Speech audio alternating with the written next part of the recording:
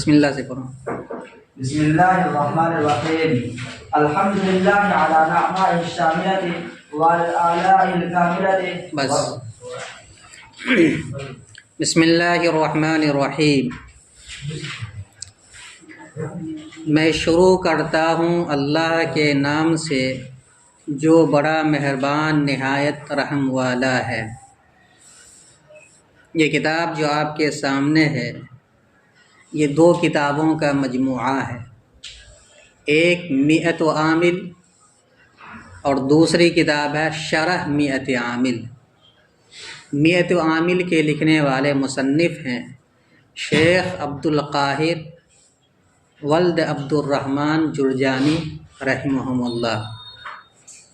جرجان یہ طبرستان کے علاقے میں ایک جگہ ہے جہاں ان کی پیدائش ہوئی اور وہیں پہ انہوں نے علم حاصل کیا، اور پھر بعد میں بہت ساری کتابیں بھی لکھی جن میں اسرار البلاغہ ہے، یہ مئۃ عامل ہے، المغنی ہے، شرح العوامل ہے، اور بہت ساری کتابیں انہوں نے لکھی، اور 471 ہجری کے اندر ان کا انتقال ہوا ہے، اور اسی کی شرح لکھی ہے شیخ عبد الرحمن جامی رحمۃ اللہ علیہ نے۔ ان کا اصل نام عبد الرحمن ہے، والد کا نام شمس الدین ہے، اصفہان کے رہنے والے تھے، اور اصفہان ہی کے علاقے میں ایک جگہ ہے جام، اسی کی طرف منسوب ہو کر کہ یہ جامی کہلاتے ہیں۔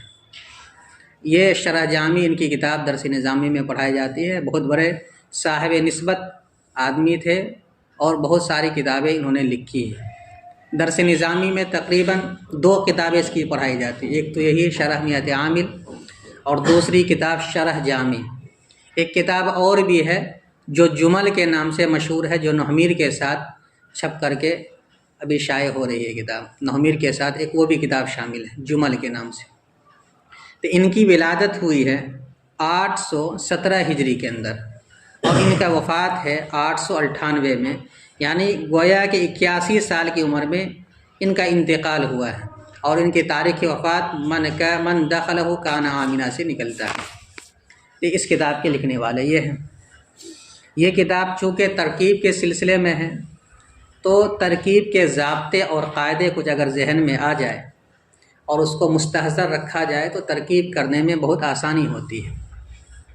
جیسے کہ کتاب کا آغاز ہو رہا ہے بسم اللہ الرحمن الرحیم سے، یعنی اللہ تعالیٰ کی تعریف سے۔ ہر مصنف کا طریقہ یہی ہے کہ وہ اپنی کتاب کو بسم اللہ سے شروع کرتے ہیں، یا اللہ تعالیٰ کی تعریف الحمد سے شروع کرتے ہیں۔ یہاں اس کا آغاز اسی بسم اللہ اور الحمدللہ سے ہو رہا ہے۔ دوسری چیز یہ ہے کہ یہ کتاب جو آپ کی ہے شرح مئۃ عامل، یہ فن نحو کے اندر ہے، اور نحو کے اندر کے کلمے کے آخری احوال سے بحث کی جاتی ہے، اور اس کا موضوع ہے کلمہ اور کلام، کلمہ اور کلام۔ اسی فن میں یہ کتاب لکھی گئی ہے۔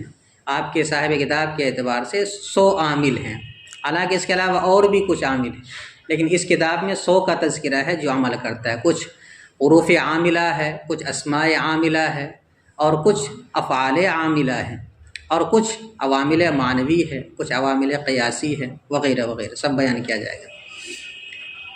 تو بسم اللہ سے اس کتاب کا آغاز کیا جا رہا ہے۔ لفظ با جو ہے بسم اللہ پر، یہ حروف جارہ میں سے ہیں، اور حروف جارہ کے سلسلے میں 2 ضابطہ ہے۔ ایک تو ضابطہ یہ یاد رکھنا ہے کہ حروف جارہ کے بعد ہمیشہ مجرور آتا ہے، حروف جارہ کے بعد ہمیشہ مجرور آتا ہے، یعنی حرف جار کو بولیں گے، حروف جارہ میں سے جو بھی حرف آ جائے گا اس کو بولیں گے جار، اور اس کے ما بعد والے کو بولیں گے مجرور ترکیب میں۔ دوسری چیز جو مجرور ہوگا وہ ہمیشہ مجرور ہوگا، یعنی اس پر کسرہ آئے گا۔ تیسری چیز حروف جارہ کا دخول ہمیشہ اسم پر ہوتا ہے، فعل پر یا حرف پر داخل نہیں ہوتا ہے۔ آپ اسم کے علامات میں پڑھ چکے ہیں۔ چوتھی چیز یہ یاد رکھنی ہے کہ جار اور مجرور یہ مل کر کے ہمیشہ ظرف بنتا ہے۔ کیا بنتا ہے؟ ظرف بنتا ہے۔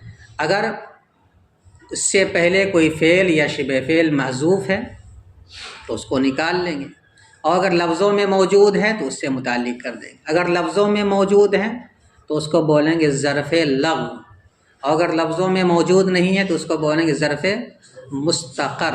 کیا بولیں گے؟ مستقر. اس کے بعد اسم ہے. اسم کیا مناتا ہے؟ نام. جمع اس کی اسماء. اللہ یہ اسم ذات ہے، ذات باری تعالیٰ کو اللہ کہا جاتا ہے. تو اسم یہ ترکیب کے اعتبار سے مضاف ہے. اور مضاف کے بارے میں دو باتیں یاد رکھنی ہیں. ایک تو یہ یاد رکھنی ہے کہ مضاف ہمیشہ اسم ہوتا ہے، فعل یا حرف مضاف نہیں بن سکتا. دوسری چیز یہ یاد رکھنی ہے کہ جب بھی کوئی اسم مضاف ہوگا تو نہ اس پر تنوین آئے گی اور نہ ہی کوئی ایسی چیز آئے گی جو تنوین کے قائم مقام ہوتی ہے. جیسے نون تثنیہ ہے، نون جمع ہے، اس سب کو ختم کرنے کے بعد ہی اس کی اضافت کی جائے گی. اور تیسری چیز یہ یاد رکھنی ہے کہ مضاف کے بعد ترکیب میں ہمیشہ مضاف الیہ لاتے ہیں. جہاں بھی مضاف آئے گا اس کے بعد مضاف الیہ آئے گا. اور چوتھی چیز یاد رکھنی ہے کہ جب دو اسم ایک ساتھ آ جائے اور اس میں سے پہلا غیر معرب باللام ہو اور دوسرا معرب باللام ہو تو پہلے کو ترکیب میں مضاف بناتے ہیں اور دوسرے کو مضاف الیہ. مضاف کا اعراب جو ہے عامل کے اعتبار سے ہوتا ہے. جیسا ماقبل میں عامل ہوگا اسی کے اعتبار سے اس پر اعراب آئے گا. اور مضاف الیہ کا جو اعراب ہے ہمیشہ مجرور ہوگا، یعنی اس پر کسرہ آئے گا. اسی طریقے سے لفظ اللہ، یہ ترکیب میں یہاں پر اس کو بنایا جاتا ہے موصوف. موصوف آپ پڑھ چکے ہیں، وہ کلمہ ہے جس کی صفت یا حالت بیان کی جائے. موصوف وہ اسم ہے جس کی صفت یا اچھائی یا برائی بیان کی جائے. اس سلسلے میں دو ضابطہ یاد رکھنا ہے. ایک تو ضابطہ یہ یاد رکھنا ہے کہ ایک موصوف کے لیے بہت ساری صفات کو لا سکتے ہیں، لیکن ایک صفت کے لیے دوسری صفت نہیں آ سکتی. تو ایک موصوف کے لیے کئی صفتیں ہو سکتی ہیں، لیکن ایک صفت کے لیے دوسری صفت ہو ایسا نہیں ہوتا ہے. دوسری چیز، جہاں بھی موصوف صفت کی ترکیب ہوگی اس میں چار چیزوں میں مطابقت ہوگی. نمبر ایک تذکیر و تانیث میں، نمبر دو معرفہ اور نکرہ ہونے میں، نمبر تین واحد تثنیہ جمع ہونے میں، اور نمبر چار اعراب میں. پہلا مرفوع ہے تو دوسرا بھی مرفوع، پہلا منصوب ہے تو دوسرا بھی منصوب، پہلا مجرور ہے تو دوسرا بھی مجرور ہوگا. اب ترکیب دیکھیے، اس کی بے شمار ترکیبیں کی گئی، لیکن ایک ترکیب صرف آپ کو یاد رکھنی ہے اور وہ ہے اشرع. جیسا موقع ہوگا اسی کے اعتبار سے فعل محذوف نکال لیں گے. جیسے ابھی آپ کتاب شروع کر رہے ہیں تو نکال لیں گے اشرع یا اقرع.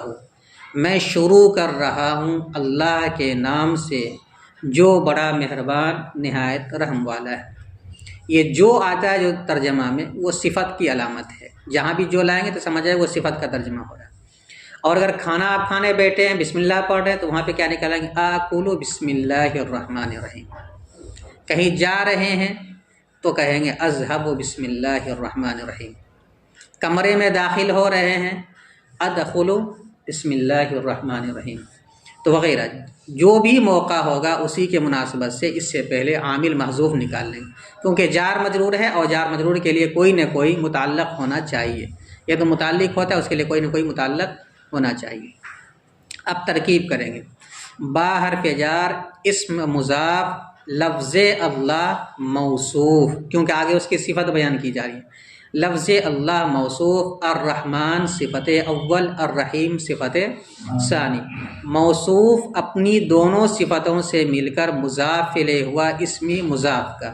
اسمی مضاف اپنے مضاف الیہ سے مل کر مجرور ہوا با حرف جار کا. جار اپنے مجرور سے مل کر متعلق ہوا اشرع فعل محذوف کا. اشرع فعل یہ واحد متکلم کا صیغہ، اس لیے آنا ضمیر نکال لیں گے. اشرع فعل ضمیر آنا فاعل اور اپنے متعلق سے مل کر جملہ فعلیہ خبریہ ہوا. چونکہ آغاز کیا جا رہا ہے اس لیے اس کو مانند جملہ انشائیہ بھی کہہ دیں گے. تو اشرع فعل اپنے فاعل اور ظرف سے مل کر جملہ فعلیہ خبریہ ہوا اور مانند جملہ انشائیہ ہوا. اب پھر سے ترجمہ کرتے ہیں. میں شروع کرتا ہوں اللہ کے نام سے جو بڑا مہربان نہایت رحم والا ہے.